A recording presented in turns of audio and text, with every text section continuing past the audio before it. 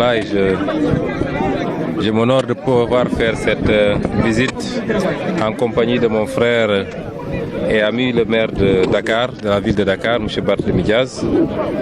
Je le taquinais tantôt pour lui dire combien tu as financé pour l'organisation de la foire, parce qu'on est dans le périmètre de la ville de Dakar.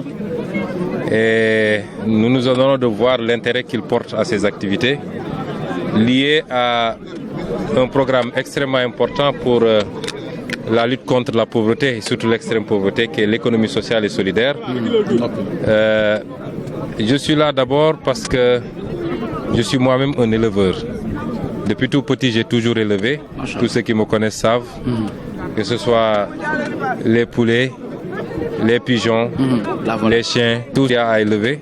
J'ai toujours été passionné d'élevage et j'en fais jusqu'à présent, même si ce n'est pas très assidu.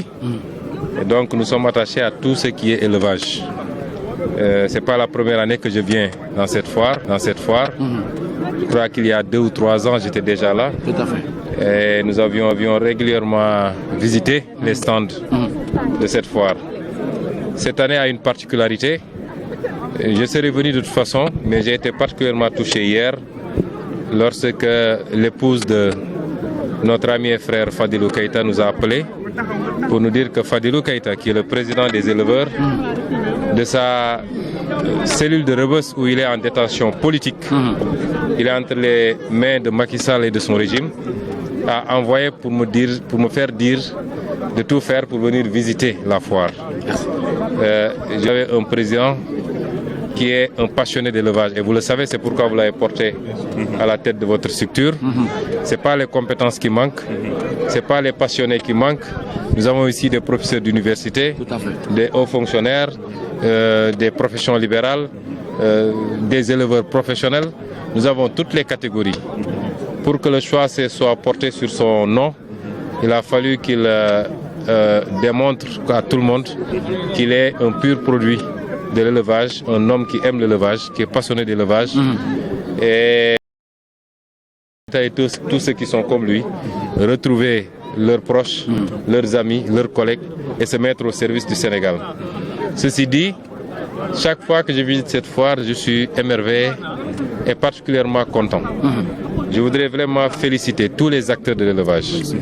Et je leur disais tantôt que il est impératif qu'ils fassent labelliser un produit comme le mouton ladoum. Parce que c'est un produit strictement sénégalais. Il ne faudrait pas qu'on traîne les pieds pour que d'autres viennent le prendre, l'améliorer ou le changer et se l'approprier en termes de labellisation et de reconnaissance universelle.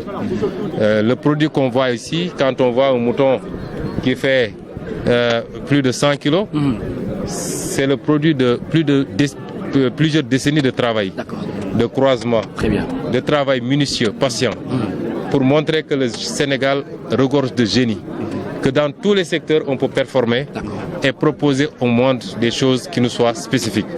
Et il ne faudrait pas qu'on se le fasse, excuse-moi du terme, mais chipper ou voler à la dernière minute.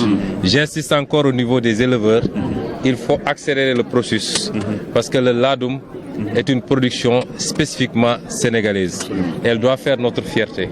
Et comme tout ce que j'ai vu ici, nous avons vu au niveau des bovins, ce qu'on a visité aujourd'hui ici, c'est extraordinaire. On a l'impression d'être au Salon de l'Agriculture de Paris avec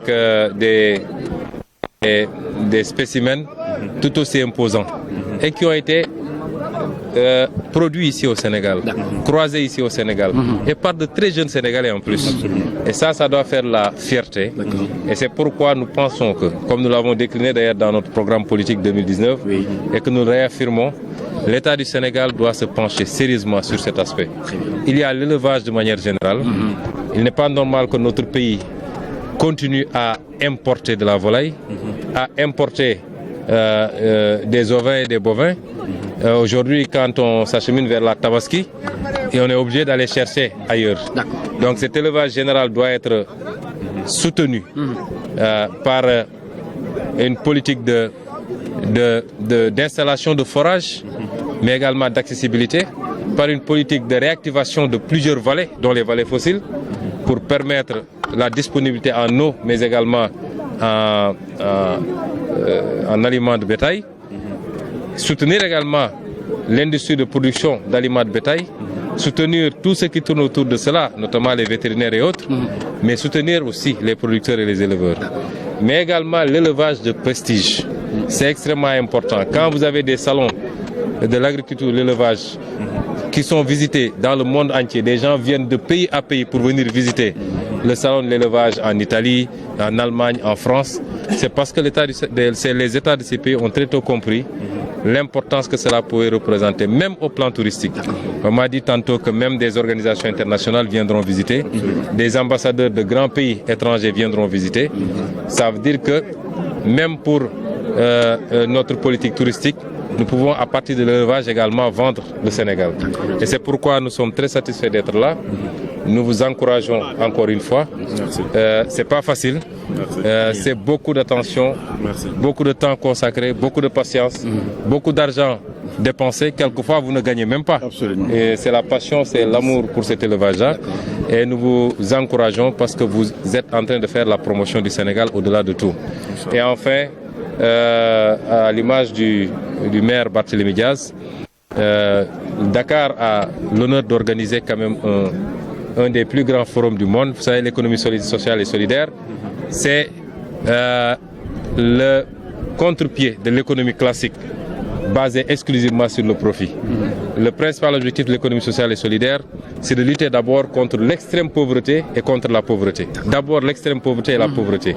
Et c'est pourquoi ceux qui sont prioritairement visés, comme il l'a dit à l'intérieur, c'est tous ceux qui sont exclus du système de financement classique, c'est tous ceux qui sont dans la toute petite activité de survie et qui peuvent être orientés vers cette forme de finance, qui ne cherche pas le profit, qui ne cherche pas à surtaxer, qui ne cherche pas à imposer des taux d'intérêt que les gens ne peuvent pas supporter, mais qui cherche beaucoup plus à un bénéfice partagé. Et c'est pourquoi on parle de solidaire.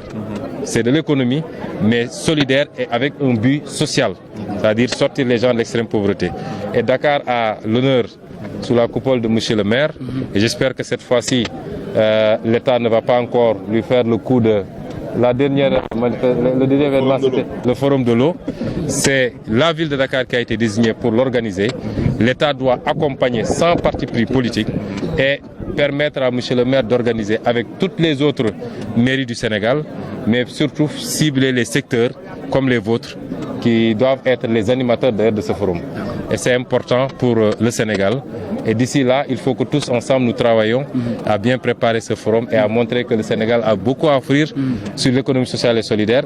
Et c'est ça qui permettra peut-être de capter beaucoup de fonds, parce que sur l'international, il y a beaucoup de fonds destinés au financement des activités. Mais pensez-vous délocaliser